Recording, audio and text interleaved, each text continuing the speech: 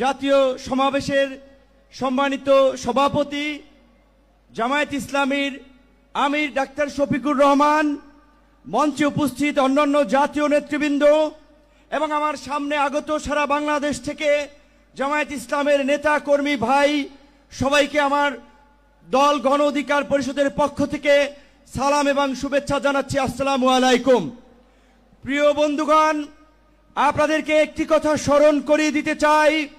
আপনারা যদি ইসলামী রাজনীতি করেন, ইসলামী মূল্যবোধকে সামনে রেখে কথা বলেন, নিশ্চয়ই আপনারা জানেন আল্লাহ তাআলা মানুষকে ধন সম্পদ এবং ক্ষমতা দিয়ে এবং নিয়ে পরীক্ষা করে।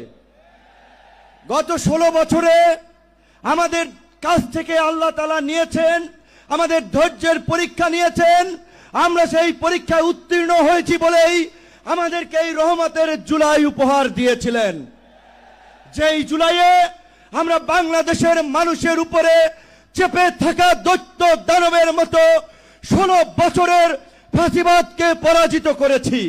কিন্তু আমরা ওই যে আপনার হাদিসে আছে, বিপদ কেটে গেলে মানুষ উৎফুল্ল হয়, অহংকারী হয়।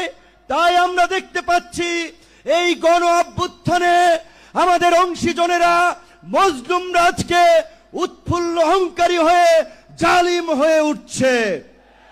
তাই আপনাদেরকে মনে করিয়ে দিতে চাই, আমরা যদি সীমা লঙ্ঘন করি, শেখ হাসিনার মতো আল্লাহ পাকও কিন্তু আমাদেরকে ছাড় দিবেন না।